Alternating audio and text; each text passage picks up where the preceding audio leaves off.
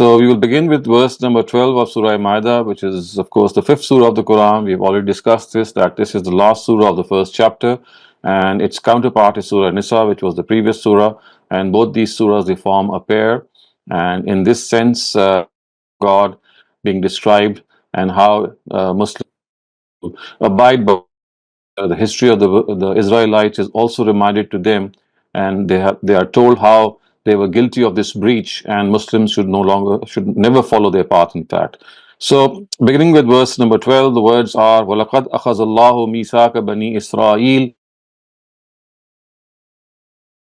الله إني معكم لئن أقمتم الصلاة وآتيتم الزكاة وآمنتم برسلي وعزرتموهم وأقرضتم الله قرضا حسنا لأكفرن عنكم سيئاتكم ولأدخلنكم جنات تجري من تحتها الأنهار فمن كفر بعد ذلك فقد ضل سواء السبيل.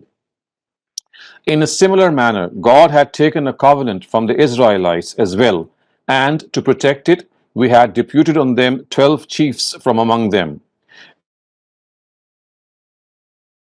Be with you if you diligently adhered to the prayer, paid the zakat, and acknowledged my messengers, and helped them, and kept giving a generous loan to God your Lord.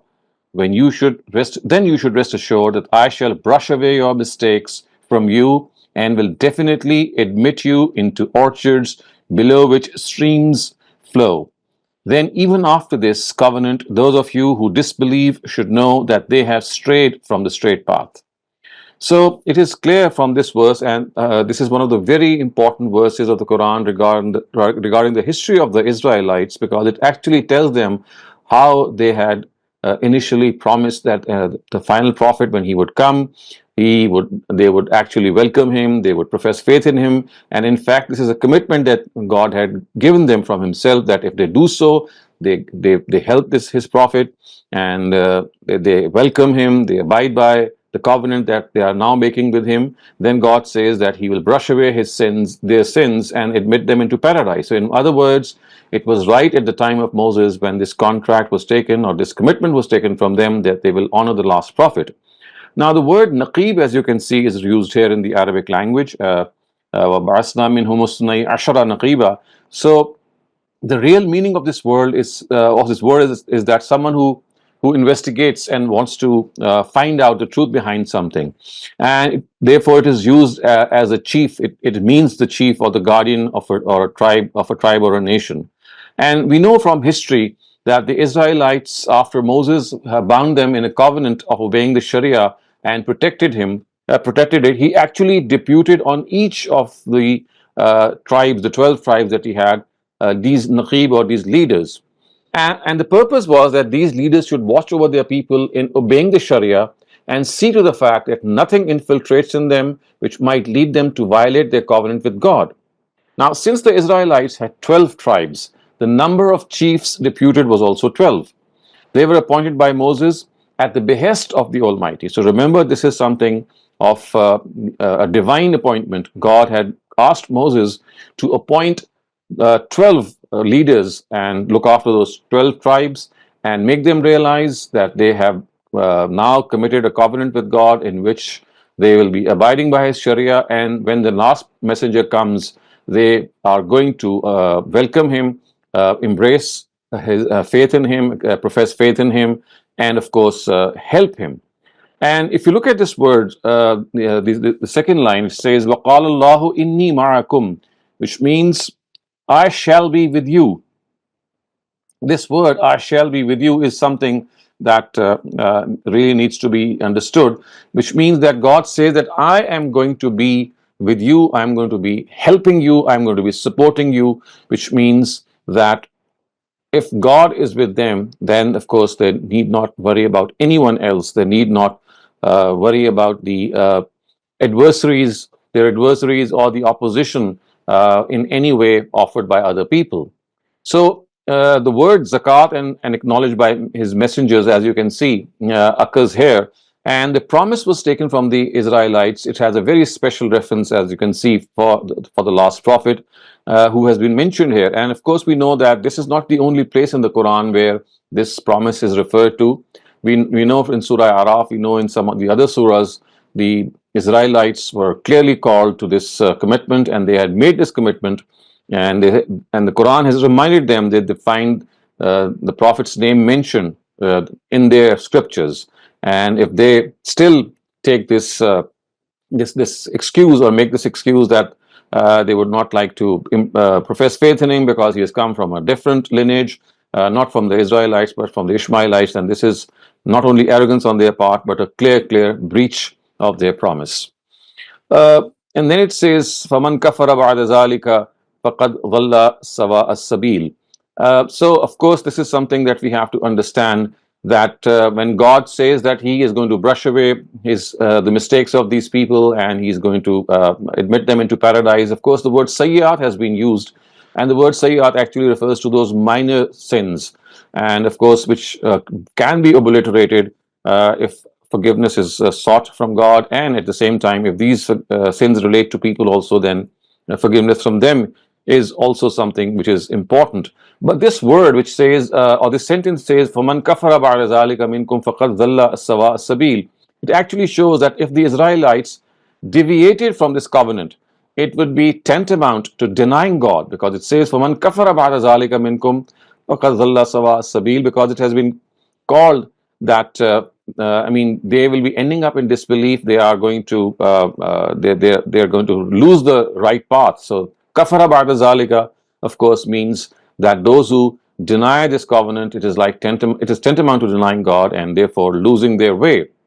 And a little before that, one small thing that also might need explanation is this term karzan hasanan. So basically, this is a term which is used often in the Quran, and it relates to the loan or the infaq, as we can see, that is spent for the cause of God, specifically in striving for His cause and for emergency needs, like, for example, jihad or war. And it has been called as a loan to God, just to show this affection from God, that whatever you spend on God is going to be returned to you manyfold. And it is like a loan to God. It is something that is a responsibility on God to return it. And of course, we don't give this loan to God. It's just an expression of affection from God, that whatever you spend on me, I'm going to treat it as a loan. So God is telling human beings that when they spend for His cause, it's like a loan that they have given to God. It's like a money that God has borrowed from them when they spend for His cause. And you can imagine when God is going to give back that loan, then how gracious and how magnanimous He would be. So this is a term that should inspire every person, that as far as giving this loan is to God is concerned, even today when the need arises for any emergency, for any lending to God, and God is going to really be graciously returning it. فبما نقضهم ميثاقهم لعناهم وجعلنا قلوبهم قاسية يحرفون الكلم عن مواضعه ونسوا حظا مما ذكروا به ولا تزال تطلع على خائنة منهم إلا قليلا منهم فاعف عنهم واصفح إن الله يحب المحسنين. So, because they broke this covenant of theirs, we cursed them and hardened their hearts. Now their situation is that they sever words from their context and occasion, and have forgotten a part of that through which they had been reminded. And it is a result of this that every now and then news of one fraud of theirs or the other comes to your notice. Very few of them do not indulge in this. You can expect nothing good from them now. So, O Prophet, pardon them and keep forgiving them, because God likes those who are thorough. So now we are given this information that these Israelites, after making this covenant, they never abided by this covenant. They never fulfilled the requisites of this covenant, and therefore you can see how the Almighty has said that because they broke this covenant, la'annahum, we cursed them, which means that God deprived them of His mercy and He humiliatingly dismissed them from His presence. So the word curse is, I mean, it's something, its English connotation that we know of is concerned. So it actually comprehensively tells us that how they stand humiliated in the eyes of God. And the first consequence of a nation being cursed, as you can see, is that it is deprived of the fear of God. So they no longer have this regard and fear of God, because you see, it is this fear which guarantees a living and a vibrant heart. which as a result becomes hardened. If you don't have this soft heart, and if you continue to be deprived of God's fear, you don't have any regard for Him, then your hearts will become hard, and they became stone-hearted, and the seeds of repentance thus cannot be sown, so to speak, in such a hard soil. Nation, I mean, the nation makes a promise and then it breaks it. And because of the fact that the established practice of God is that God has attributed this to Himself, because He is the person who is going to reward and punish people for what they did to Him. Remember, the covenant was made with Him. And this callousness actually emboldens a nation which has breached a promise to not stop at merely breaking its promise with God. It even changes and alters the words of the promise to mold it according to its own desire. So, if you can see, it says, "Yuharrifun al-kalima am mawadhi'ihi," which means that they were people who actually they did change the occasion and the context of the words of the Torah, and we know that they changed the spellings, they changed the pronunciations, they changed the occasion, they made history enter into the Torah. And as you can see, the words are "Wanasu hazzam mimma zukkiru bihi," which means that they have forgotten a part of that through which they had been reminded, which means that the Torah, because it is this testament of God about which the Israelites were bound in a promise to obey, and through which an arrangement of reminding them had been made. So, if we also study Jewish history, we know that they altered its words, they distorted its meanings through various interpretation, and even they were guilty of concealing facts from their masses. And this was far from the from what we can see was actually the commitment they had made. So they actually forgot this commitment which was made in the Torah. They changed the occasion and the context of the verses of the various constructions and sentences of the Quran. As you can see, يُحَرِّفُونَ الْكَلِمَ عَنْ مَوَاضِعِهِ, and then it says that you will hear every now and then that a group of them has in some form or the other shown this dishonesty, and you can see the words are illa qalilan minhum, which means that a very few among them will be on the right track, and they will be the ones who do not indulge in this dishonesty that has been praised in the Quran and had actually embraced faith.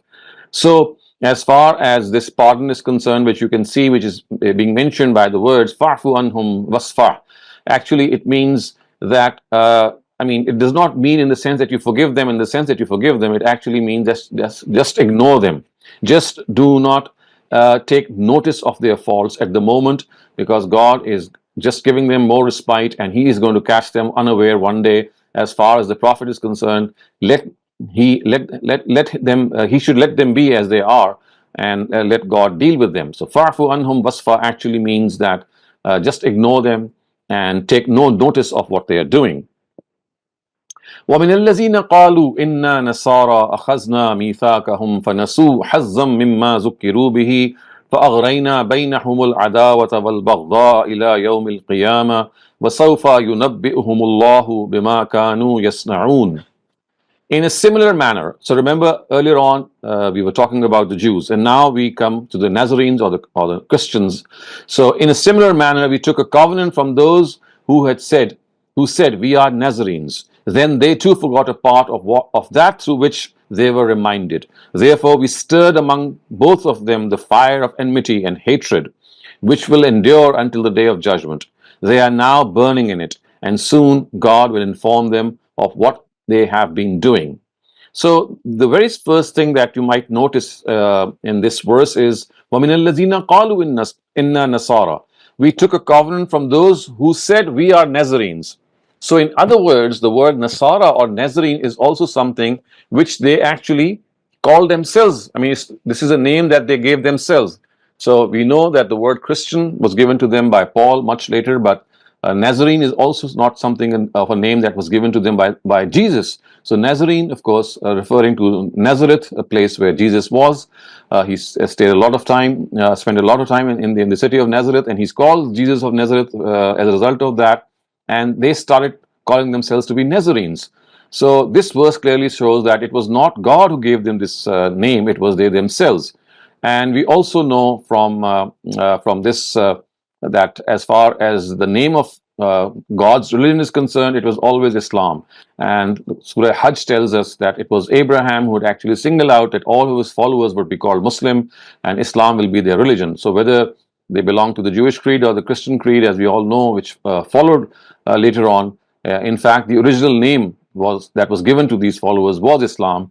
And whether the word Nazarene is used or whether the word Christian is used, these were all بينهم العداوة والبغضاء إلى يوم القيامة, which means that because of this continuous interpolation of the book of God and squandering away a part of it, is mentioned here, of course, that they also they had forgotten a part of it through which they were reminded. God says the result was that a permanent enmity, a permanent animosity was raised between them. The Jews and the Christians, of course, they are being referred to. There is a constant uh, rivalry between the Jews and Christians. It might not be apparent on the surface, but we very well know that this is something that has existed in their scriptures, in their history. It did take some violent turns, but today, if we see this hushed up, it should not mean that this rivalry has just died away. It's still there. We know that the Jews do not accept Jesus as a prophet of God, and as a result of them, the followers of Jesus, of course, they are always at bay with them, and there have been a lot of persecutions, of course, also of the Jews in the times of the Christians, and that is, of course, something of a historical thing that you might study, how the Jews have been persecuted by the European Christians and how this has remained amongst them. So the Quran has actually pointed out that because of this, the fact that both of these denominations, they forgot these promises that they had made with God. Ultimately, they ended up fighting with one another, and this is something that's going to continue until the day of judgment, until, of course, they accept their mistake.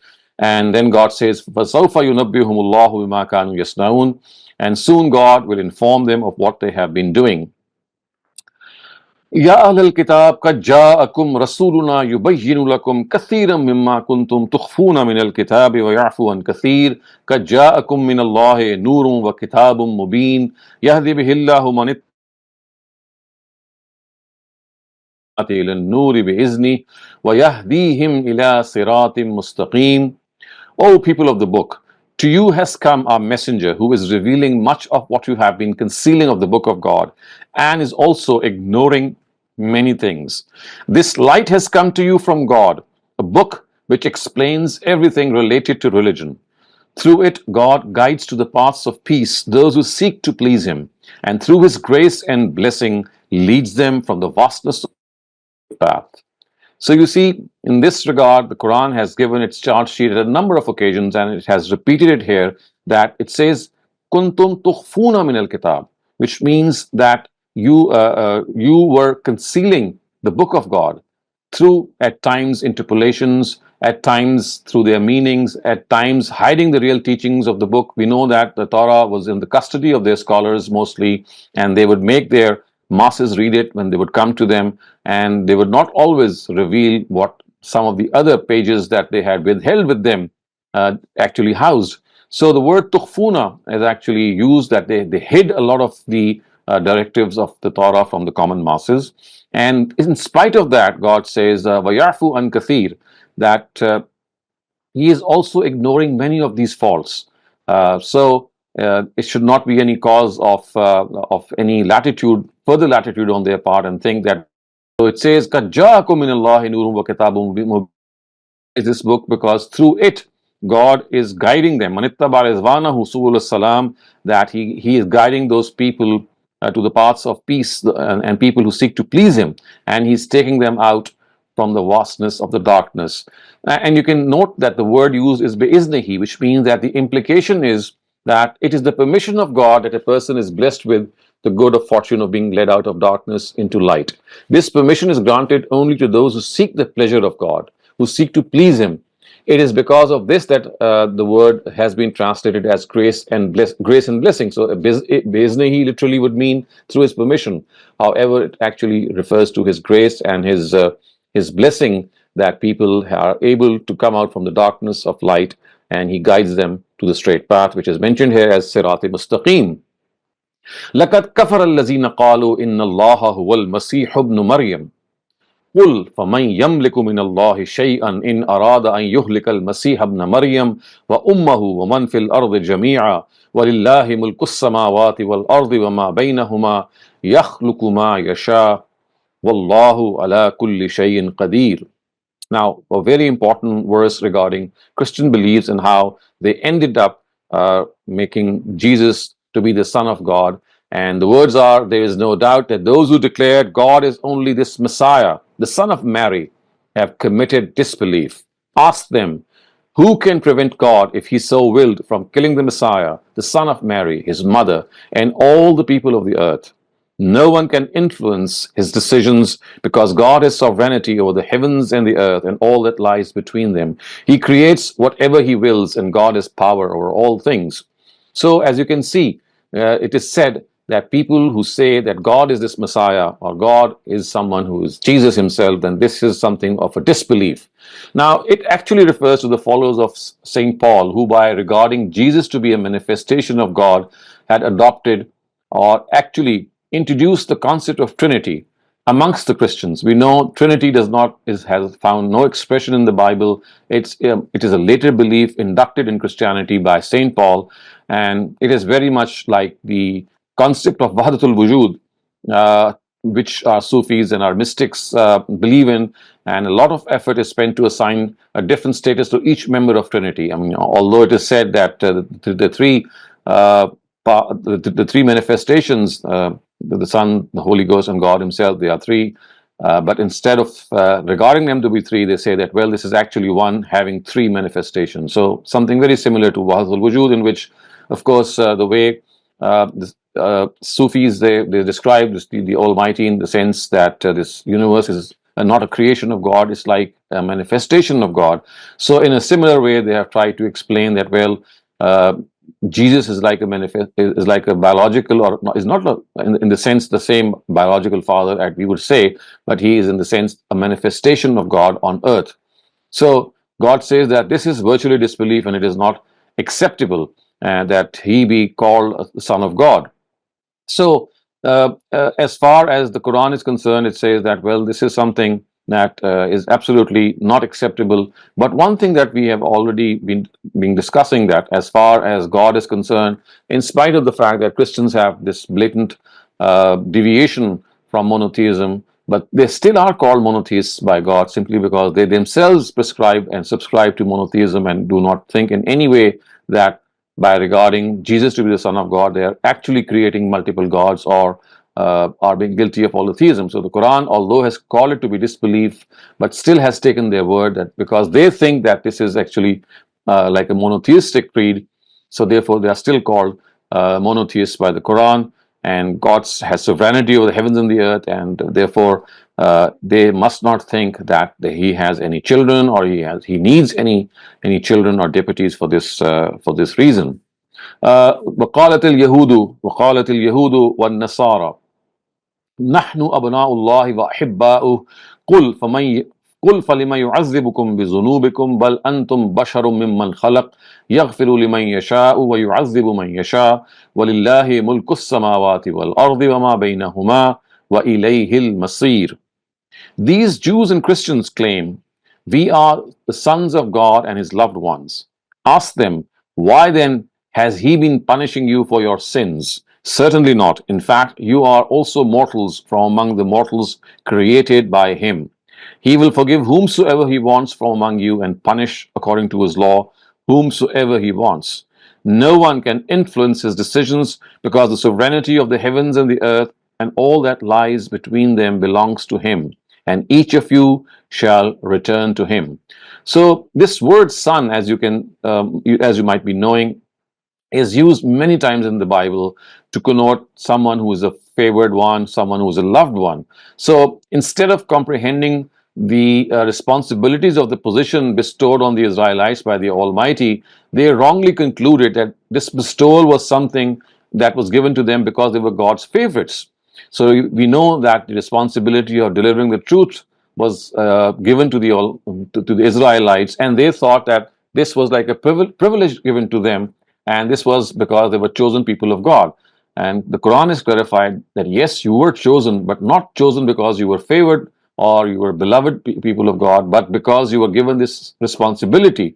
And had you been favored ones and loved ones of God, why would God have punished you for a lot of sins that you have done? So we know in history that they have been continuously punished. Even in the times of Moses, we know when they ended up worshipping the calf, and they were punished for this. And ever since that time, right up to the prophet Jesus, I mean, when they tried to crucify, they have been guilty of this. And God says that when they have been punished continuously for this breach, how can they be called favored ones and loved ones of God? And that is why they are said, "Bal antum basharum mimman khalaq." You are ordinary creatures of God. To you also applies all those laws. And if God is going to punish you for your sins, and these sins are not going to in any way be let off from you on the day of judgment, of course, God will administer justice, something that will be done on the day of judgment. But remember, this is something that they should always remember and keep in mind, that God has been with them in the slavery of their own nation. They were wandering in the desert of Sinai. They were exiled from one place, and we know that the destruction of the Jerusalem mosque took place twice in history, and this has been happening ever since then. So it's not true in any sense that they claim that they have made that they are favored ones of God, because this never happens. If had they been favored ones of God, He would not have punished in this manner the way they have been punished. يا أهل الكتاب قد جاءكم رسولنا يبين لكم على فترة من الرسل أن تقولوا ما جاءنا من بشير ولا نذير فقد جاءكم بشير ونذير والله على كل شيء قدير. O people of the book, this messenger of ours has come to you after an interval which saw no messenger, and is explaining religion to you from all aspects, lest you say, no one has come to us to deliver glad tidings and warnings. So see that a deliverer of God, of glad tidings and warnings, has come to you, so that God conclusively conveys the truth to you before seizing you, and God has power over all things. So as you can see that after Jesus had left this world, it was almost 500 years in which no prophet came, and it was Prophet Muhammad who came. And that is precisely what these people of the book are being told, that the messenger of God has arrived, his final messenger has arrived after a long period of, after a long gap, in fact, and you should not have any complaints or any sort of thing that can cause a hindrance in this, because God has now revealed the final word. He has sent his final prophet. You cannot say that a warner or a glad person who delivers glad tidings has not come to them. Now they are given this final chance, and if they don't take up this final chance, then of course they are done for. وإذ قال موسى لقومه يا قوم اذكروا نعمة الله عليكم إذ جعل فيكم أنبياء وجعلكم ملوكا وآتاكم ما لم يؤت أحدا من العالمين يا قوم ادخلوا الأرض المقدسة التي كتب الله لكم ولا ترتدوا على أدباركم فتنقلبوا خاسرين. People of the book, fear the consequences of your crimes and bear in mind the incident when Moses said to his nation, people of my nation, think of the favor which God has bestowed upon you. He has raised up prophets among you and made you kings, and has given you that which he has given to no other nation. People of my nation, for this enter the holy city which God has ordained for you, and do not turn on your backs, otherwise you will lose everything. So the words that you need to note here are that is ja'ala fikum anbiya wa ja'alakum muluka, which means that the decision that has been taken by the Almighty is that He has decided to make prophets and kings among you. And the subtle way to express the certainty of a promise is that at times it is used in this sense, and it is evident from these verses that as far as this expression is concerned, He has made prophets among you, and of course He has raised prophets among you, and He has raised kings among you. Of course, we know Solomon and David being pointed out, people were given, and of course this is a reference to the fact that they were made the standard bearers and deliverers of the truth, shuhada al-nas, which means that they were given this responsibility as the progeny of Abraham, that they would be delivering the word of God to other peoples of the world. And the Holy Land, which is mentioned here, of course, is the land of Palestine. It was here that had Moses had said that they must go there, and this land has been chosen for them. And look at the words katabul is go inside. But we know as the verses are coming up that the Israelites ultimately they showed this cowardice and they said, "Fazhab anta wa rabbuka faqatila, you and your Lord go and fight. We just cannot go there because there are people living there who are just going to be cruel to us and turn us out." And that is something which is mentioned in the subsequent verse, which says, "Qalu ya Musa inna fiha qawman jabbarin." They replied, Moses, very powerful people dwell there. We shall certainly not set foot in it until they go away. Indeed, if they go away, we shall definitely enter it. فَإِنْ يَخْرُجُوا مِنْهَا فَإِنَّا دَاخِلُونَ. قال رجلان من الذين يخافون أنعم الله عليهم ادخلوا الباب فإذا دخلتموه فإنكم غالبون وعلى الله فليتوكل المؤمنون قالوا يا موسى إنا لندخلها أبدا ما داموا فيها فاذهب أنت وربك فقاتلا إنا هاهنا قاعدون.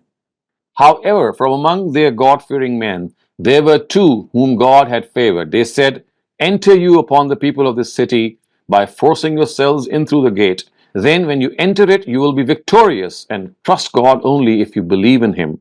But they again said, Moses, as long as they are there, we shall never enter it. So go you and your Lord. Fazhab anta wa rabbuka faqatila, and fight, we shall sit here. So this is the conduct of the Israelites. Of course, they knew that they have been told by a prophet of God that this land has been ordained for them. All that you need to do is just go inside and you'll be victorious through God's help. And the two people who are mentioned here, of course, are Joshua and Caleb. Their names have been mentioned in the Bible.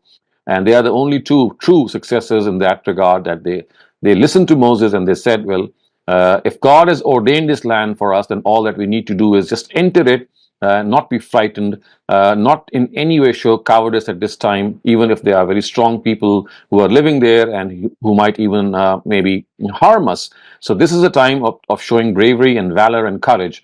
But we know that the Israelites were taken up, I mean, they were so overcome with cowardice and faint-heartedness, it would seem that as far as the as God Himself is concerned, He had given them this good news, these glad tidings that I'm going to be with you. You just need to enter. You just need to show this courage to enter the gates of the city, and then everything is going to be smooth. We also know that from the book of Numbers, of course, which is a book of the Old Testament, that the Israelites said all these things when the committee of 12 leaders had come back to Moses. Remember those 12 leaders that we have just referred to. So those 12 leaders, or the Naqib or Nuqaba, they had been sent by Moses to go and find out and investigate the situation. And we know that the report that they cited was that yes, they had very strong. I mean, they had people who lived there who were like giants, and we saw the Nephilim. We know that Nephilim, of course, is also like a mythical. They are mythical figures, and although I mean, yes, the Bible talks of them, but yes, there is this tradition which says that they were produced by the union of the fallen angels and human beings, and they were very they had very tall statures, and in fact, the Bible says that when these 12 people came back, they said that they were so tall that we felt like grasshoppers. Actually, this is the word of the Bible, that we felt like grasshoppers before them, and therefore we just cannot be in a position to fight them. But when they saw that this was a promise made to them by God, that if they enter them, then they'll be victorious. So they became very brave. But the rest of these Israelites, of course, we know that they did not in any way. I mean, they just said that they just gave up and said that we are not going to enter, and Moses and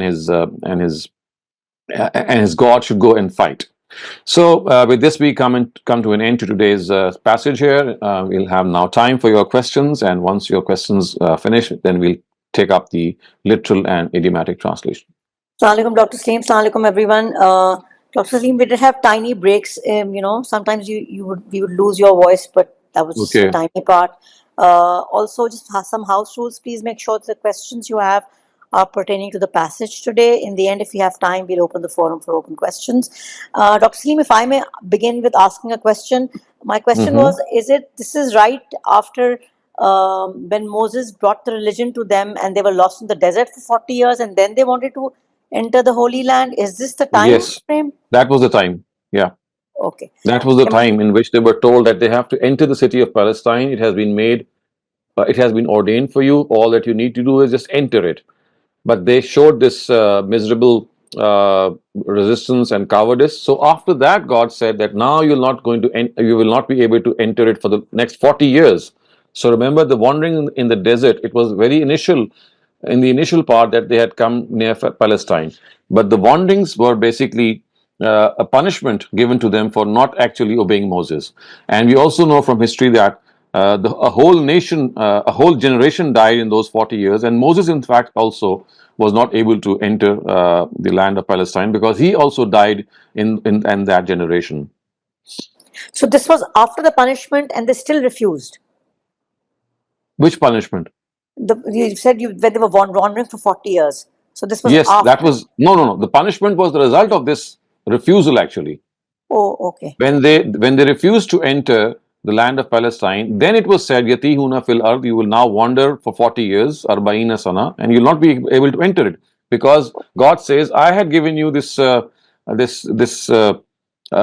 that if even if you are few, I'm going to be with you, you can enter, you will be entering it, and you need not fear anyone in my presence. So they showed cowardice, they never entered the city, and now this punishment came upon them. Okay. Thank you so much, Dr. Saleem. Imran, please unmute your mic and ask your question. Assalamu alaikum, Dr. Saleem.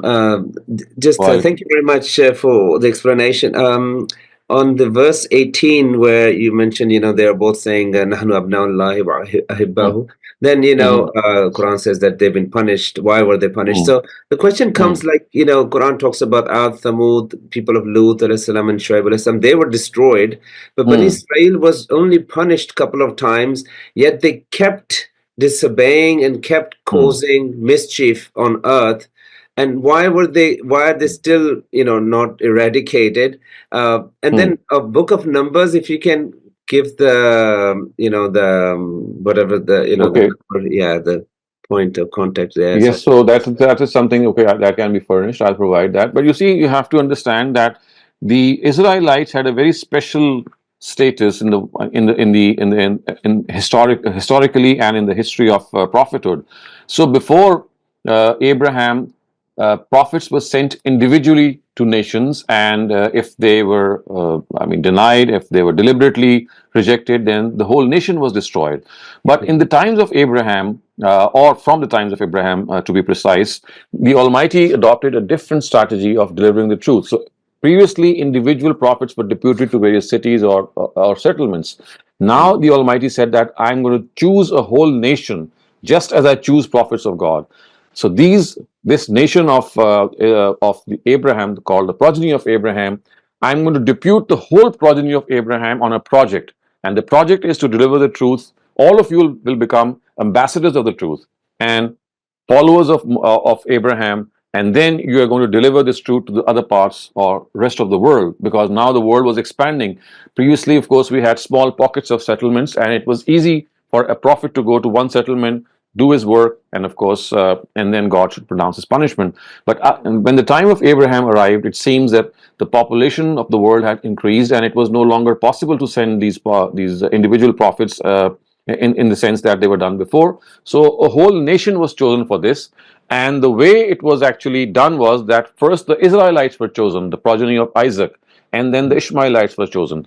So they were given this whole time. Remember, until the day of judgment, the progeny of Abraham is given this project. So first the Israelites were given this project, and they miserably failed when they ended up actually trying to crucify Jesus. So now the Almighty said, because I've made this promise with the progeny of Abraham, and one generation or one branch of this progeny has failed, I'm going to test the other branch, which is the Ishmaelites. So when the Israelites failed, and of course the last nail in the coffin was when they tried to crucify Jesus, that responsibility was taken away from them and given to the Ishmaelites, and it now lies with the Ishmaelites until the day of judgment. So you see, this is like a whole process in which the Almighty has chosen a whole progeny for His work. And if they are not going to fulfill it, then of course they are going to be punished. And this is precisely what is happening both with the Israelites and with the Ishmaelites today. I mean, today you find both the Israelites and the Ishmaelites, being suffering and at the same time being punished by the sword of God. I see. I see. Thank you. Thank you. And then you were saying the quote from the Book of Numbers, if you have it by any chance. I would like to go back and read it, the details. Okay, so I'll give it to our moderator here, and she'll post it. Sure. Those 12 leaders were sent, like you said, they were sent to find out about the Palestine and the people Just there. Okay. find out and have some information back with this information that these are giant-like people, and we feel like grasshoppers in front of them. Yes. And so like it's like a survey that they did, and it is because of their information that the whole the whole assembly of people there, they were overcome with cowardice and faint-heartedness, and in spite of God's assurance, they said, we will not enter that. So only two people we know from Bible, Joshua and Caleb, they were the ones who said that, well, it doesn't matter if there is a whole people of giants living there. We're just going to go there, and with God's help, we're going to conquer that place. And remember, it is something, because the Quran uses the words "Kataballahu lakum," and at other instances it says "Al-Ard al-Muqaddas." Thank you, Dr. Saleem. Imran, was your question answered? Are you good? Yes, yes. Thank you. Thank you very much, Jazakumullah khair. Thank you. Shabnam, please unmute your mic and ask your question. Thank you. Sir, I have heard that there's a group among Christians who do believe in Prophet Muhammad, peace be upon him, but they believe that he was not sent for them. He was just meant for Bani Ismail. So, Yes. sir, is it true? Is it true? Yes, is there any such group? This is true, and this is the stance of the current Christian world. Actually, it's not just a group of Christians. All the Christians today, in 19, I think there was a meeting that was conducted in the Vatican in the 1960s, and so you see, previously Prophet Muhammad was called an impostor prophet. He was not regarded to be a prophet. He was regarded to be a charlatan, which means a false prophet. But now the Bible, Christendom has revised their policy or their understanding about Prophet Muhammad. Now they say that he's a prophet of God, but only for the Muslims. Right, sir. Thank you, sir. Shabana Ansari, please unmute your mic and ask your question. अस्सलाम वालेकुम जी वालेकुम अस्सलाम।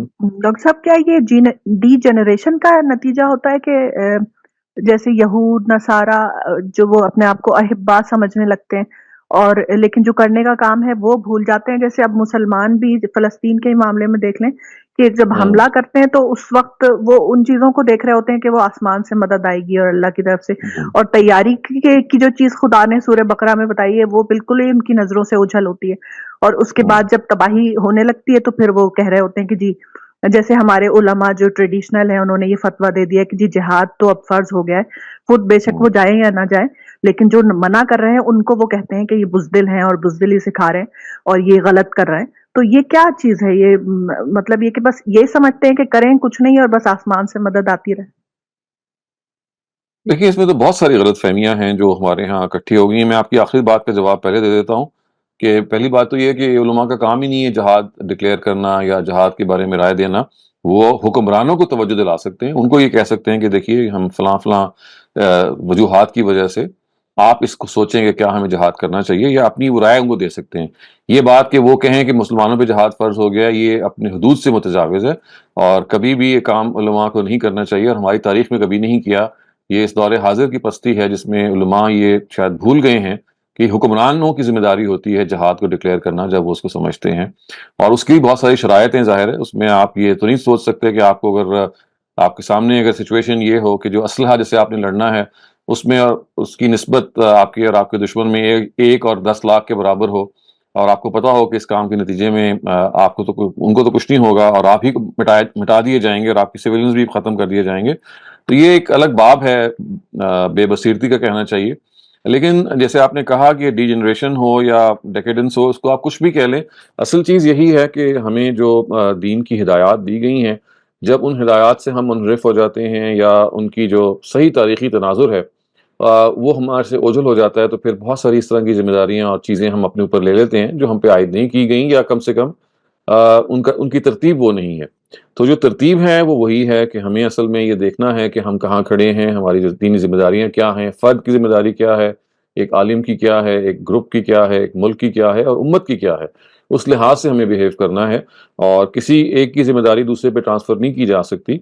अगर कहीं कोताही हो रही है तो अल्लाह ताला ने उलमा को इसलिए मबूस किया है कि उनकी जिम्मेदारी ये है कि वो खुद ये काम नहीं करेंगे, बल्कि जिन लोगों की जिम्मेदारी जो काम करने की है, उनको वो इंज़ार करेंगे, उनको वार्न करेंगे, उनको तवज्जो दिलाएँगे।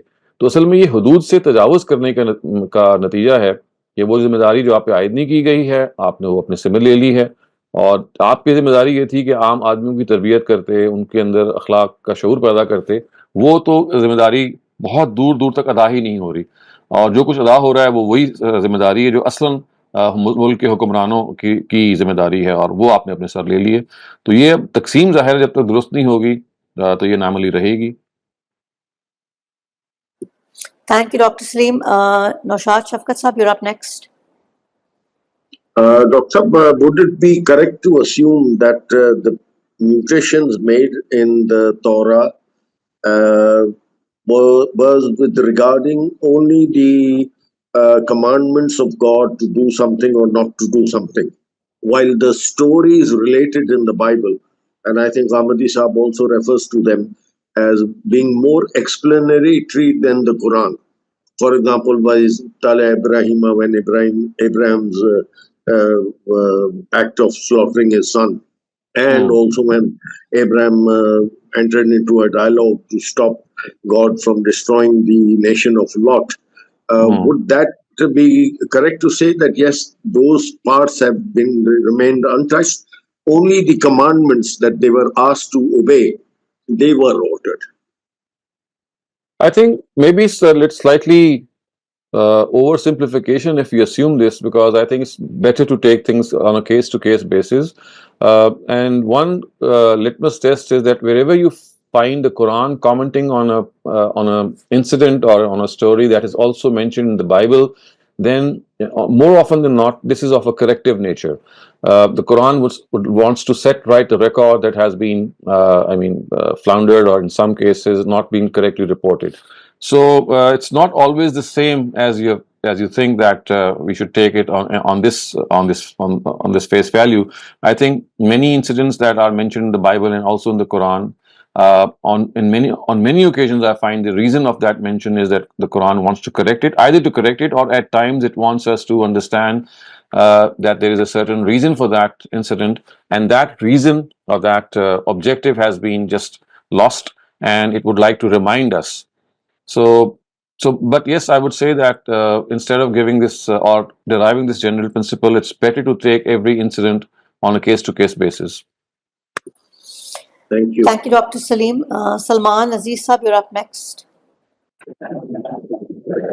Ayat 14, probably you talked about the enmity between Jews and Christians, sir. But the ayat itself talks about the enmity and is talking about Christians. So many of our Mufassir Sahiban has said that this enmity is amongst the Christian groups and not between Christians and Jews, sir. Which verse? Just let me see the verse. 14, probably the same. When the Almighty says that okay, we have. So it's فَأَغْرَيْنَا بَيْنَهُمُ الْعَدَاوَةَ وَالْبَغْضَاءَ. So, I mean, if you look at the context, the Quran does not say that this was between the Christian sects themselves. It mentions the Jews and it mentions the Christians, and then it says فَأَغْرَيْنَا بَيْنَهُمُ الْعَدَاوَةَ. So I don't know how people have construed this, that this enmity is being mentioned here in reference to the Christian sects themselves. What has been mentioned here is that the Jews and Christians, remember, these are the two groups that are being discussed here. The Quran is not discussing the groups amongst Christians. Had this been the case, it would have referred to those groups. It is referring to the Nasara and it is referring to the Jews. And then both are guilty of the same thing. If you look at the verses, it says, they actually say, "Nasu hazzam mimma zukiru bihi." This is a common verse between both, that they forgot a part of that through which they were reminded. This was the same mistake or sin which the Jews committed as the Christians did. And for the first, it says that as a result of that, you'll see that they will continue to give you some incident in which some form of dishonesty is going to be divulged to you. And then it says the same mistake was made by the Jews, by the Christians, when a misak was taken from them, and fanasu hazzam mimma zukiru bihi. And they also forgot a part of that through which they had been reminded. So if you combine those two things together, my understanding is that فَأَغْرَيْنَا بَيْنَهُمُ الْعَدَاوَةَ actually relates to the Jews and the Christians, and not to groups amongst the Christians. Historically also, if you look at a lot of things that have transpired between these two groups, remember there is a form of equilibrium today that you face, but this rivalry is still there. The Jews have taken hold of the Christians. They have sort of taken them in their own grip in such a manner that in spite of wanting to be released from their grasp, they are simply unable to. If you look at a little more detail and in a more subtle way, you'll see that this rivalry is in the form of a Cold War in which they have sort of made this peace amongst themselves politically. And as far as religiously taken things are concerned, you'll find that is still existing, because you see, it is the Jewish scholars today who deny Jesus. They think that he is an impostor prophet. They don't grant him any status.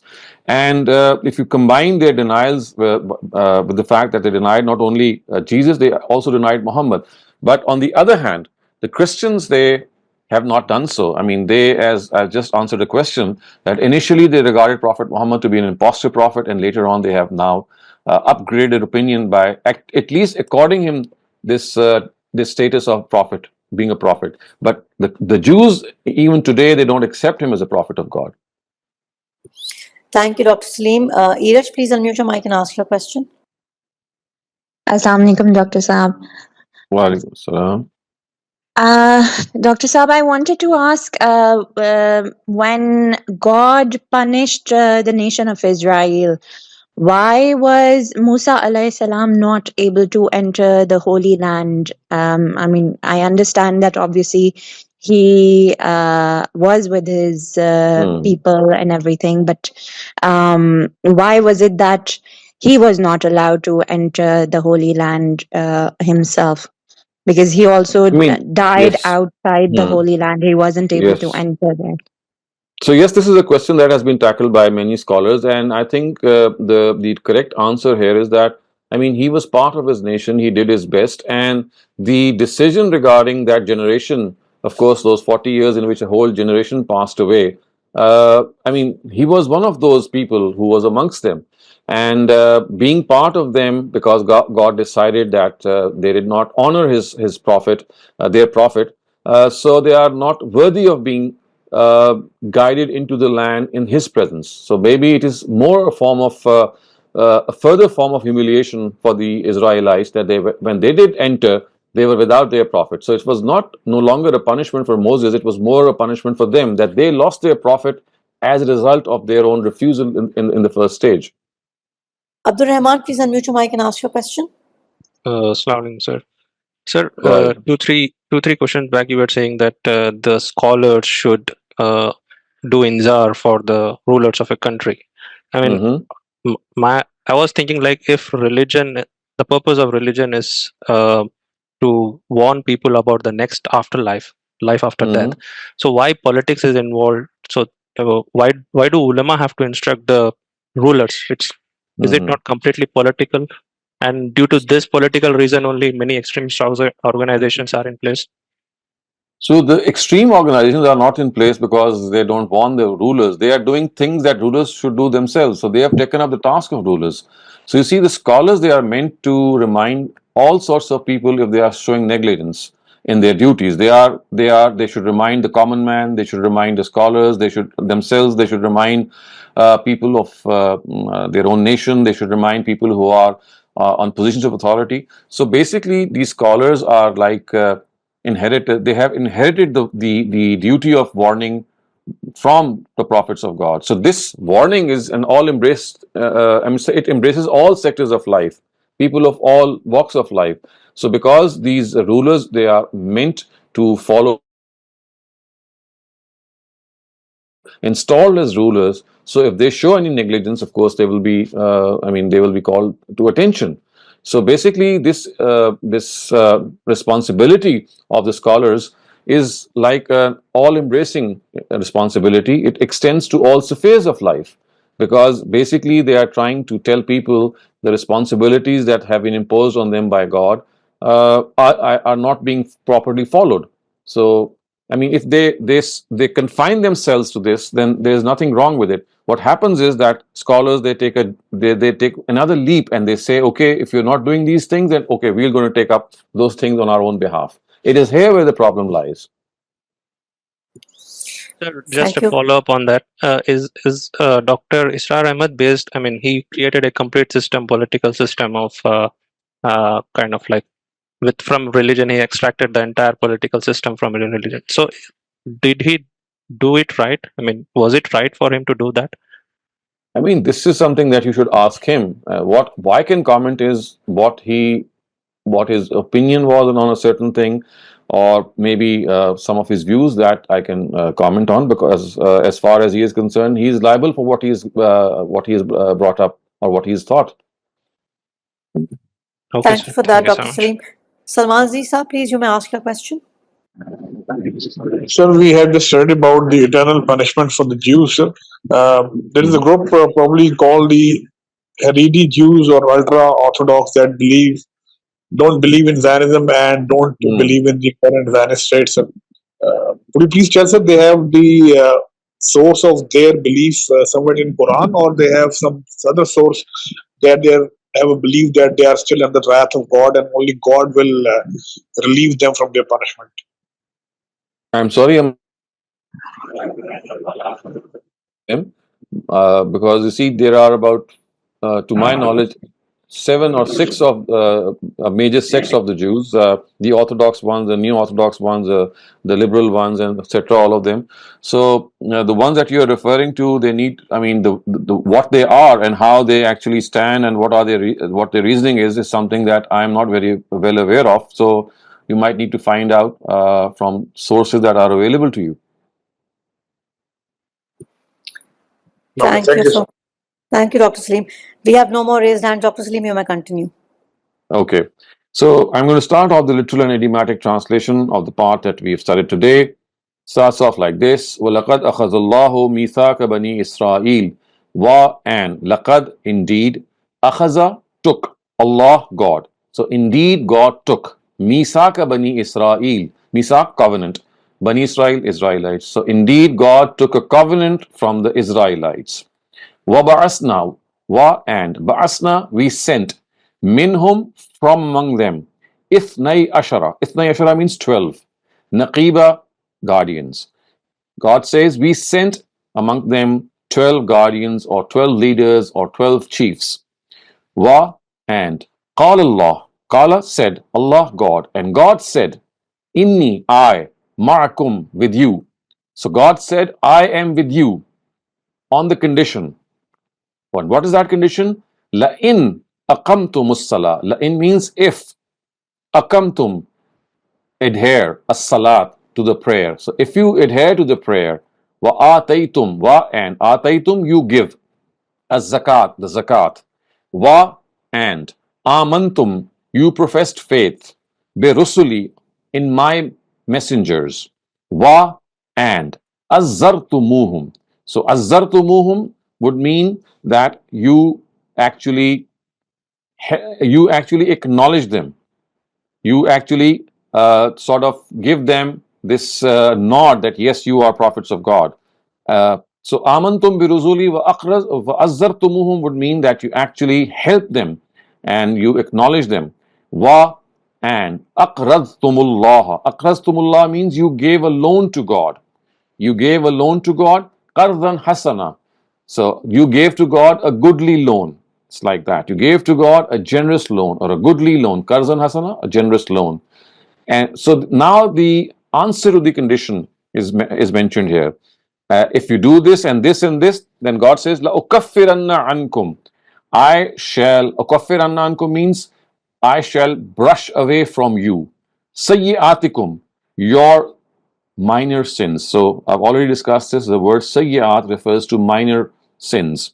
Kum, yours. I shall brush away minor sins from you. Wa, and. لَأُدْخِلَنَّكُمْ, I shall admit you. لَأُدْخِلَنَّكُمْ, I shall admit you. Jannat, in orchards.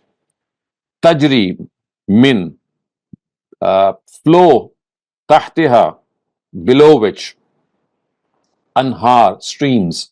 So into orchards below which streams flow, of course, referring to the fact that these orchards will be at a high altitude.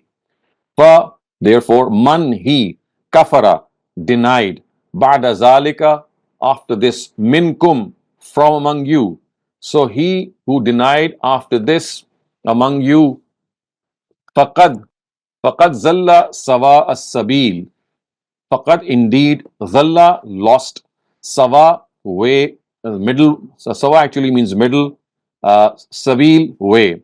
So he who denied after this from among you, he who denied after this from among you, he actually left the straight path, or he deviated, zalla, he deviated sawa as-sabil, from the straight path. Fa, therefore, bima, because, therefore, because, naqdihim, naqs means break or breach, because of their breakage or because of their breach, misakahum, of their covenant, misak, covenant, him, whom theirs, what happened? La'annahum, la'annahum, we cursed them. La'anna means cursed, hum means them, we cursed them. Wa, and ja'alna, we made, qulubahum, their hearts, we made their hearts qasiya. Qasiya means hard. So we hardened their hearts. Yuharrifuna, yuharrifuna means they alter. Al-kalim, the words, an, from, mawadi'ihi, their places. So literally it means places, otherwise of course the connotation is that they alter the words from their context and background. So that is what they do. This is how the Quran has mentioned their chart sheet. Wa, and nasu, they forgot. Hazzan, a part. Mimma, from. Zukkiru bihi, from which they had been reminded. So they had forgotten a part of that through which they had been reminded. Which means, of course, what they were given, the Torah, they actually forgot a part of that. Wala tazalu. Wala tazalu means and continuously. Tattali'u. You will hear.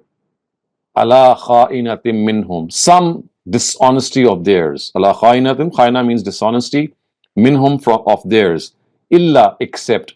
Qalilam minhum. A few of them. Which means that you will continue to hear of one dishonesty or the other from them. Wala tazalu tattalu. Tazalu means continuously you'll hear of their dishonesty. Illa qalilam minhum, except from a few of them. So most of them will be showing this dishonesty, but a few of them will not. Farfu anhum. Farfu anhum would mean overlook them. Wasfah. So wasfah would mean, it's also a similar word, which means that ignore them. Overlook them, ignore them. Inna, indeed, Allah, God, yuhibbu, likes, al-muhsineen, the thorough. Indeed, God likes the thorough. وَمِنَ الَّذِينَ قَالُوا إِنَّا نَصَارَى. Wa, and. مِنَ الَّذِينَ, those who. قَالُوا, said. Inna, we. Nasara, Nazarenes. And among those who said that we are Nazarenes, what happened? أَخَذْنَا مِيثَاقَهُمْ. أَخَذْنَا means we took. Mithaqahum, their covenant. In other words, we took a covenant from them. فَنَسُوا حَزَّمْ مِمَّا ذُكِّرُوا بِهِ. Then, nasu, forgot. Hazzan, part. Mimma, of that. Zukkiru bihi, they were reminded of. So they too forgot a part of that through which they were reminded of. The same thing which the Jews were guilty of, they also were guilty of. And what happened? فَأَغْرَيْنَا بَيْنَهُمُ الْعَذَابَ. Therefore, أغرينا, we ignited. أغرينا, to ignite. بينهم, between them. So we ignited between them. Al-Adava. Al-Adava means animosity. Wa and al-Baghdha. Baghdha means hatred or malice. And so we ignited between them hatred and malice. Ila yawmil qiyamah. Ila towards, until. Yawmil qiyamah, the day of judgment. So we ignited between them this malice and this hatred. Wa and Saufa, very soon. Yunabbi'uhumullahu, God, yunabbi'uhum will inform them. Allah, God. Saufa means soon. Soon inform them, God. That would be the literal translation. And idiomatically, it would mean soon God will inform them. Bima, about. Kanu, they were. Yasnaun, doing. So soon God will inform them about what they were doing. Ya Ahlul Kitab. Ya Ahlul Kitab, O people of the book. Qad, indeed, Ja'akum, has come to you. Rasuluna, our messenger. O people of the book, a messenger of ours has come to you. Yubayyinu lakum. Yubayyinu would mean who is explaining to you. Yubayyinu lakum, explaining to you. Kathiram, a lot of. Mimma, that. Kuntum, you. Tukhfuna, were hiding. Minal kitab, from the book. So, O people of the book, a messenger of ours has come to you who's explaining to you what you were, he's explaining to you a lot of that you were hiding from the book. Wa ya'fu an kathir. Wa and ya'fu, he overlooks. An kathir, a lot of things. So he is overlooking a lot of things. Kad, indeed, ja'akum, has come to you. Minallahi, from God.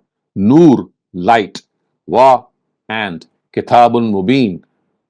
Kitabun mubin means a radiant book. So indeed, there has come to you a light and a radiant book. So now you can see the word wow is basically of explication, which means the nur, which is the clear book of God, or which is a book of God that explains everything. Yahdi bihi, gives guidance through it. Yahdi gives guidance, bihi, through it.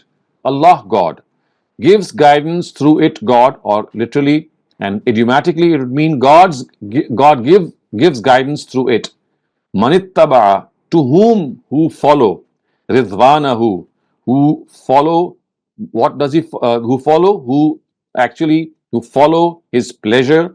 Subul salam, the paths of peace. So in other words, Yahdi bihillahu manittaba'a, God guides those who follow. Manittaba subul salam, basically paths of peace, and who also seek to please him. Ittaba rizwanahu and ittaba subul salam, basically. So through it, through this book, God guides to peace those who seek to basically please him. Manittaba rizwanahu, those who would like to please him, he guides them to the paths of peace. Salam is peace. Subul is the plural of sabil, and it means paths. So you can understand how this verse actually it actually parses that through it God guides those who follows his pleasure to paths of peace. Wa and yukhrijuhum, he takes them minaz zulumat, from darkness, ilan nur, towards light, biiznihi, with his permission, which means that he takes them to light from darkness through his permission. Or as we have discussed, that the word permission actually here refers to his grace and his blessings. So actually, idiomatically, it would mean that God guides people from darkness to light through his graciousness. Wa and yahdihim, he guides them. Ila, towards sirat, path. Mustaqim, straight.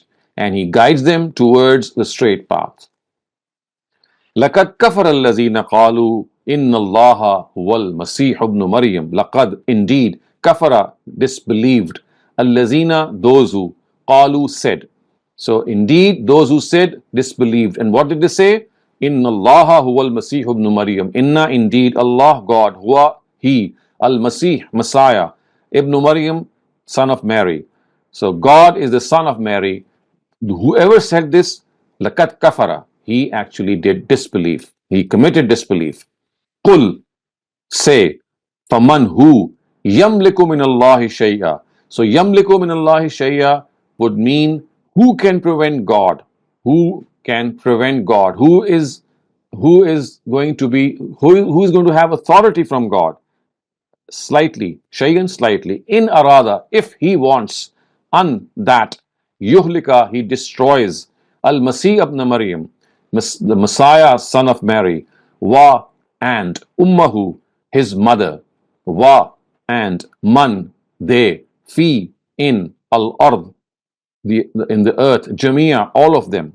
So who can have this authority to stop him even slightly if he decides to destroy the Messiah, son of Mary, his mother, and all those man fil ardi jamia, all those who are in the earth. Wa, and lillahi, to God, mulkus samawat, the dominion of the heavens, wa, and al ard, the earth, and to God belongs the dominion of the heavens and the earth, wa, and ma, that, ma bainahuma, and between them. So all that is between the heavens and the earth, and the heavens and the earth themselves, they belong to God, and no one can stop him if he decides to do something. Yakhluku, creates, ma yasha, whatever he wants. He creates whatever he wants. Wallahu, wallah, indeed God, Allah kulli, on everything, on every, in fact, shay'in is thing, qadir, powerful, which means God has power over everything.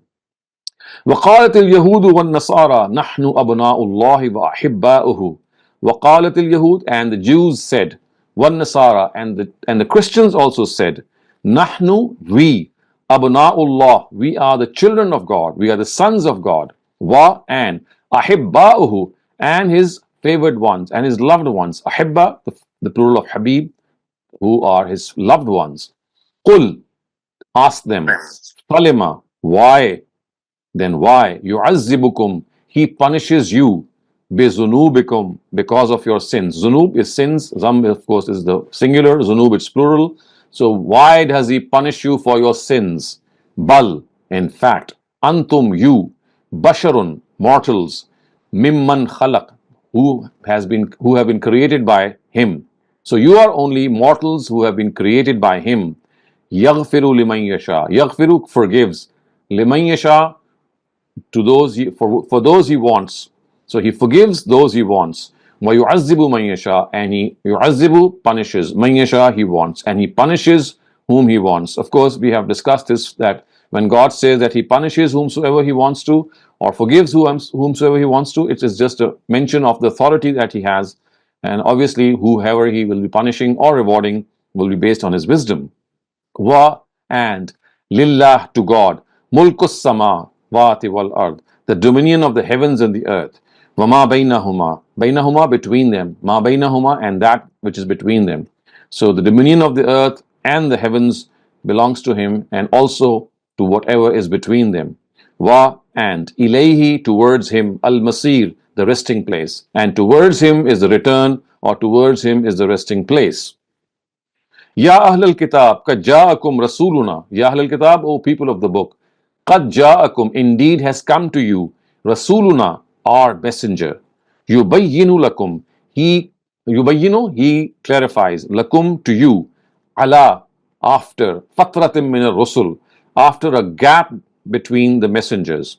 So, in other words, he has come to you while, in order to explain to you, after a gap, which means after many messengers had not come, or after there was a gap between the messengers, lest you say, antakulu, lest you say, ma ja'ana, ma, not, ja'ana, came to us, min bashir, any deliverer of glad tidings, wa, and la, not any deliverer of warning. Nazir, deliverer of warning. So lest you say that neither a Bashir has come to us nor a Nazir.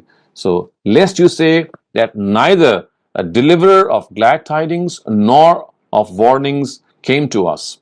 Fa, therefore, qad, indeed, ja'akum, has come to you, Bashir wa Nazir, a deliverer of glad tidings, Bashir wa, and Nazir, a deliverer of warnings. So indeed has come to you. So what was being said earlier was that this messenger has been said has come to you, lest that you would say that no messenger has come to us. Now that he has come to you, remember that this is something which God has fulfilled. فَقَدْ جَاءَكُمْ بَشِيرٌ وَنَذِيرٌ وَاللَّهُ عَلَى كُلِّ شَيْءٍ قَدِيرٌ Wa, and Allah, God, Allah, on kulli, every shay'in thing, qadir, powerful. And indeed, our God has power over everything. وَإِذْ قَالَ مُوسَى لِقَوْمِهِ يَا قَوْمِ اذْكُرُوا نِعْمَةَ اللَّهِ عَلَيْكُمْ Wa, and is when Qala said, Musa, Moses, and when Moses said, لِقَوْمِهِ, towards his nation or to his nation. What did he say? Ya Qawm, O my nation, Uzkuru, remember, Ni'matullah, God's favor, alaykum, upon you, is when Ja'ala, made, he made, fikum, between you, or among you, Anbiya, prophets. He made prophets among you. Wa ja'alakum muluka, and ja'alakum, he made you muluka, kings. So Malak, of course, is the singular, and muluk is the plural. He made you kings. Wa, and atakum, he gave you. Ma, that, lam, not, yu'ti, he gave, ahadan, anyone, min al-alamin, of the worlds. So he gave you what he did not give to anyone amongst the people of the world. Min al-alamin. Ya qawm, O people, udkhulu, enter, al-ard al-muqaddasa, the holy land, enter the holy land, allati, that, kataballahu lakum, which God has ordained for you. Kataballah, ordained, Allah, God, lakum, for you. God has ordained for you. Wa, and la, not, tartaddu, turn back, ala adbarikum, on your backs. Do not turn back on your backs. فَتَنْقَلِبُوا خَاسِرِينَ Fa, therefore, tanqalibu khasirin, you will lose, you will end up khasirin, everything, losing everything. Otherwise, you'll end up losing everything. Qalu, they said, Ya Musa, O Moses, inna, indeed, fiha, in it, kauman jabbarin, in it are people who are very powerful. In it means in the city are people, or in the land are people who are very powerful. Wa, and, inna, indeed, lan, certainly not, nadkhulaha, enter it, and indeed we shall not enter it. That is what they said. Hatta, until, yakhruju minha, until they go away from that place. Fa in yakhruju minha, fa, therefore, in, if, yakhruju, they go out, minha, from that land, fa inna, therefore we, dakhilun, we will enter it. So if they go out from that land, then we will enter it. That is the condition that they imposed before Moses. Qala rajulan, Qala said, rajulan, two people, minal lazina, from among those, yakhafuna, who had this fear, of God. In other words, they were God-fearing men. An'amallahu alayhima, on whom God had looked upon with favor. An'amallahu, God had looked them upon with favor. Alayhima, the two of them. Udkhulu, enter. Alayhimul baba. So these two people, what did they say? They went back to their nation. They called out to them and said, Udkhulu, enter. Alayhimul baba. Udkhulu alayhim, enter upon them, al-baba, through the gate. You enter, or you force themselves, you just go through that gate and enter upon them. Fa, therefore, iza, when, dakhaltumuhu, you enter it. Dakhaltumuhu, you enter it. Fa innakum, then indeed you, ghalibun, dominant. So when you enter it, you will be dominant, because this is God's promise with you. Wa, and, alallahi, upon God. Fatawakkalu, repose your trust. In kuntum, if you are mu'mineen, believers. So repose your trust in God if you are true believers. Qalu, they said, Ya Musa, O Moses, inna, indeed we, lan, certainly not, nadkhulaha, enter it, abada, forever, madamu, as long as fiha, they are there, as long as they live there, we are not going to enter that city. Fazhab, therefore, fazhab, go. Izhab, so fa is basically on coming on the alif, making it fazhab, otherwise it was fa izhab. Fazhab, you go, and anta is you. Fazhab, go you, wa, and rabbuka, your Lord. So go you and your Lord. Fa, therefore, qatila, and fight. You and your Lord go and fight. Inna, indeed we, hahuna, at this place, qaidun, sit. You and your Lord go and fight. We are going to sit here. Inna hahuna qaidun. So this was the answer that they gave, and this brings us to an end to this idiomatic and literal translation also. So if we have time, we can take more questions. Yes, Dr. Saleem Imran has a question. Please unmute your mic and ask. Thank you, Dr. Saleem. Just quickly about the adab on the people. In Surah Anfal, it says, وَمَا كَانَ اللَّهُ لِيُعَذِّبَهُمْ وَأَنْتَ فِيهِمْ. So Prophet ﷺ has been spoken to that the Quraysh is not being punished because you are within them. Is that true still for today's Muslims, that if they are intermingled with the oppressors, that, or is it just specifically for the Prophet? And I was trying to look up in the Quran, is there something said that because of the mercy of the Prophet ﷺ, that the nations are not going to be completely destroyed anymore? There is no such thing in the second thing that you have said. And as far as the verse is concerned, that specifically relates to the Prophet of God and to his nation, because you see, this is a whole law of God that has been discussed a number of times in the Quran, that regarding his messengers, as long as they stay amongst their people, they are like a protection for them. But once they migrate from them, because the law of God is that once a messenger has communicated the truth to them and they end up deliberately denying their messenger, then they are either punished by the swords of the believers or by the hands of God. So therefore, in this regard, this is not a general rule, it's not a general statement, it's specifically meant for the messengers of God. Yes, it's only applicable for the time of the Prophet. Yes, correct. Thank you. Thank you, Dr. Saleem. Dr. Saleem, I have a question just expanding on what Iraj had asked earlier.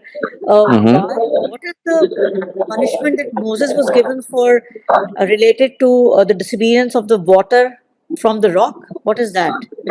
Is there some?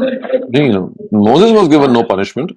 What I was explaining was that basically the Israelites were punished that they did not enter the land of Palestine in the presence of Moses. Had they gone in the presence of their prophet, the matters would have been much different. But because of their refusal, their first punishment was that they were left to wander in that desert for 40 years. The second punishment was that Moses left them during this time. He passed away, and they lost this opportunity of entering the land through him. So it's not a punishment to Moses, actually. It was a punishment, in fact, to his followers. Okay. Muhammad Khan, please unmute your mic and ask your question. Thank you. Thank you, Dr. Saab. My question is regarding these verses which ended at verse 24. I was just wondering, like the people, when they refused to go there because they feared those powerful people, so how would you relate it with the fact that, as per my understanding, that one should keep oneself restrained if you are not in a position to challenge others or if the other people are powerful. So I hope you understand what I'm trying to say. Yes, I do understand. You see, there's a very fundamental difference. There's a difference between God promising someone and telling them that I'm going to be with you if you just take up the task, but because it is my mission that I'm giving you, all that you need to do is show that bravery, and the rest I will do. So that is a very specific thing, and that is precisely what the Quran is mentioning here. And as far as we are concerned, of course, our parameters and things that we do they are governed by different laws. So yes, for us, it would be something of a suicide if we do that, and we have to calculate and measure our way through. But remember, these are people who were promised by God that He will be with them, and He's going to take care of everything, because as the words say, Al-Ard al-Muqaddasa, this is the holy land which God has ordained for them. He has decided to give it to them. All that they need to do is get hold of that place, and any difficulty that they're going to encounter is going to be just done away by God Himself. So there is a world of difference between the two. Thank you for that. Just a few more things. So, does that also explain the prophetic tradition when he was up against those powerful people?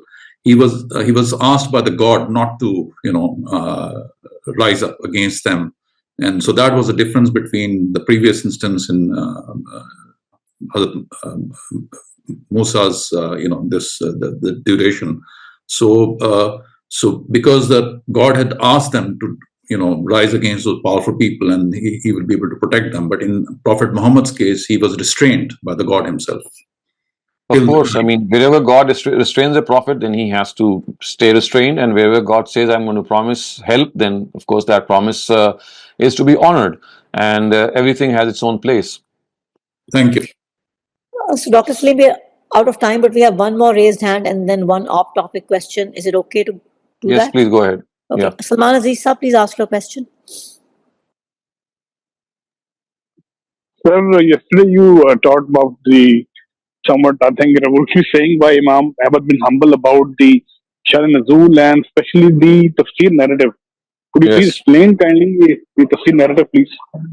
So tafsir narratives are ones that are normally not found in hadith books. So there is an independent genre of narratives which are cited by tafsir authorities, by the tabi'un directly, and they are recorded in hadith, in these tafsir literature, and you'll not find them in hadith collections. So they are an independent genre, and most of them, as Imam Ahmad bin Hanbal has also said, they are spurious and dubious, and they have little authenticity. So they are basically a distinction that is being made, that there is a whole genre of hadith that is taken care of by measuring and by investigating their authenticity, and after that our hadith scholars have placed them in their anthologies. But this whole compendium of tafsir rawayats, they have not been taken up by them because of their inauthenticity, and they remain in these tafsir books the way they are. So they have not been, they have not been deemed as qualified or content of authenticity by our hadith scholars. Thank you, Dr. Saleem. I have one more question, which is an off-topic question in the chat. What kind of makeup application falls under the ruling of tabarruj? What kind of makeup application? Yeah. I mean, makeup is anything that you make yourself adorn with when you're embellishing yourself, and tabarruj, of course, is something that was explained to the wives of the Prophet in those times, that as a precautionary measure, they must not go out because these hypocrites are after them. They are going to besmear them with all sorts of lies, and they are going to misreport incidents.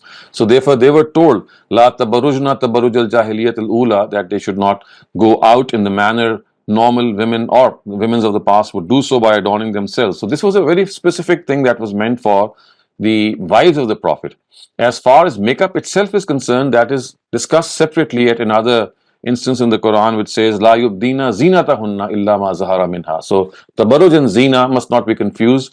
Tabarruj was sort of a makeup or style of not just makeup, but conducting yourself regarding the wives of the Prophet, and they were told that they should not go out in this manner because these hypocrites are going to just blame them and cast aspersions on their character.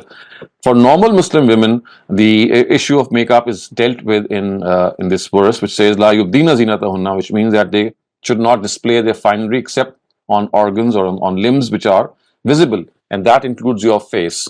So it means that, of course, the lady can reasonably do makeup on her face, and that is how it is mentioned here. So zinat is the word that is the correct word, I think, that she might be asking or he might be asking. Thank you so much, Dr. Saleem. We're all out of time, and there are no more questions, of course, at this time. And thank you so much for the wonderful session and for your wisdom. We will, inshallah, be congregating again next week. See you then. Khuda Hafiz. Thank you very much. Allah.